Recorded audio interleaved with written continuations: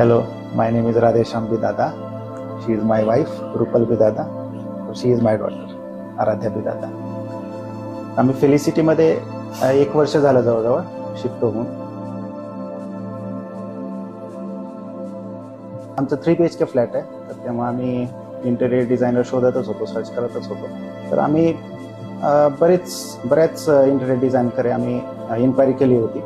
आम्ही ऑब्व्हियसली सगळीकडे सर्च करतच होतो आणि आम्ही सोसायटीमध्ये पण सर्च केलं, चेक केलं.